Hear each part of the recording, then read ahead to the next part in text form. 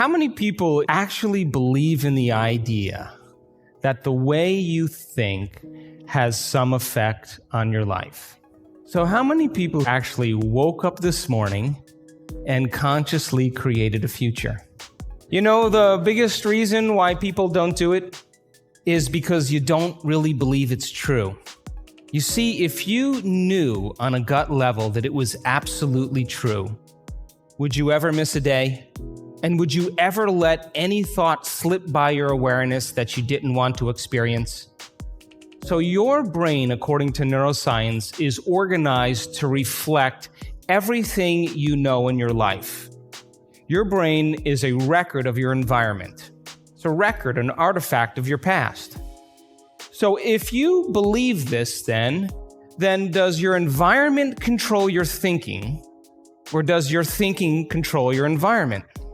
So if you wake up in the morning and you get out of bed on the same exact side as you did the day before, you shut the alarm clock off with the same finger, you slip into your favorite slippers, you shuffle into the bathroom and you use the toilet like you always do, then you walk over to the mirror and you look at yourself to remember who you are, then you get into the shower and you wash yourself in the same routine way, then you groom yourself to look like everybody expects you to look.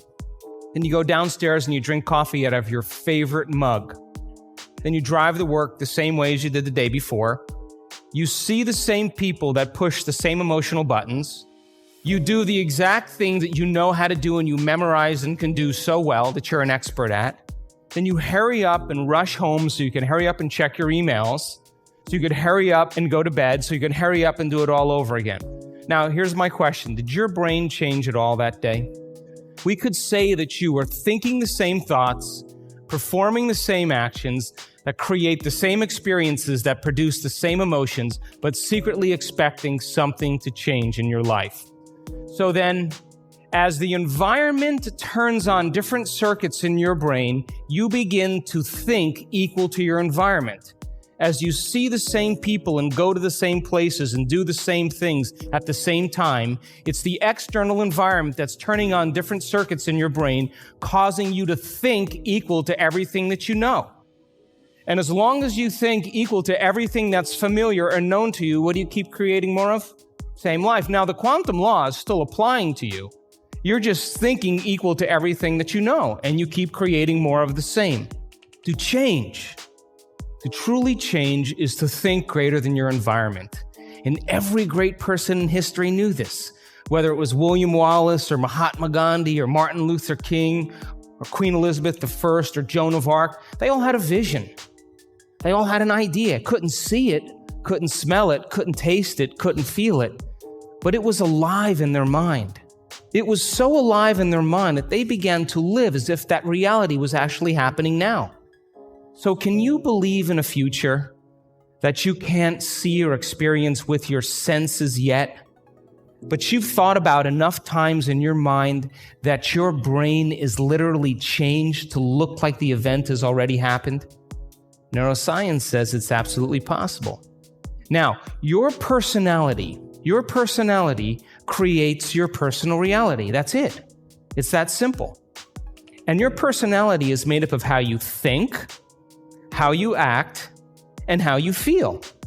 So the present personality who's sitting here today, you, has created the present personal reality called your life. Would you agree? Would you also agree then, if you wanted to create a new personal reality, that on a fundamental level you would have to change the thoughts that you are thinking, the behaviors and habits that you're demonstrating, and the emotions that you've memorized that's become part of your identity?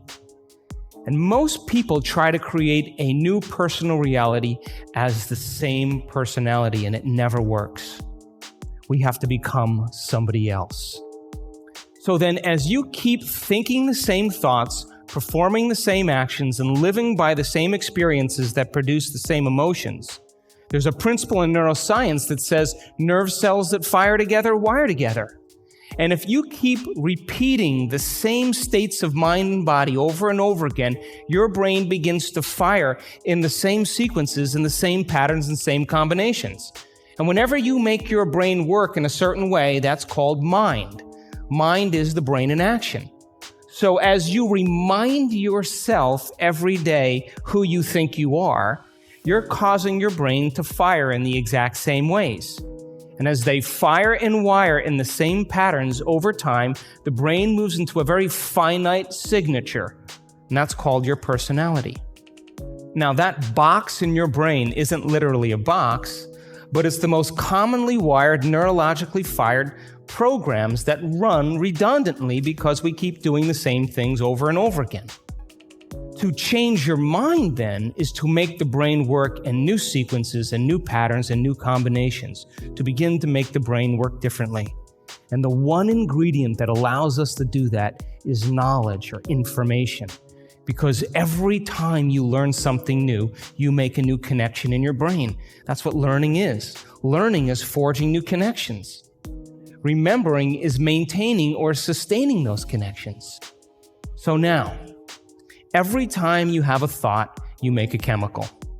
And if you have a great thought, or an unlimited thought, or a joyful thought, you turn on a set of circuits in your brain that fires in a very specific sequence, pattern, and combination that produces a level of mind that turns on another part of the brain that makes a chemical for you to begin to feel exactly the way you were just thinking, great or unlimited or joyful.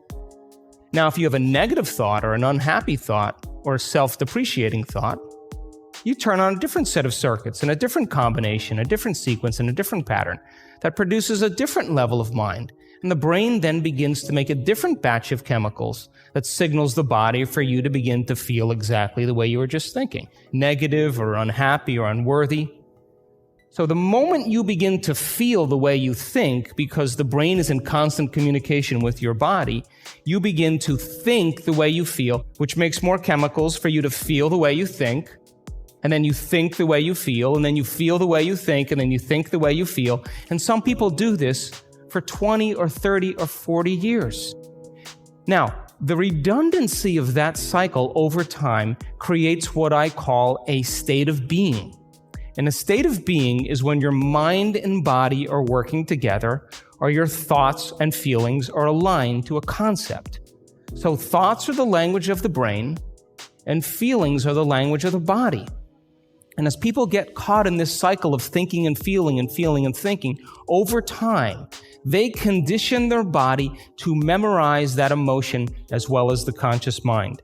And whenever the body knows as well as the mind, that's called a habit. A habit is when your body is the mind.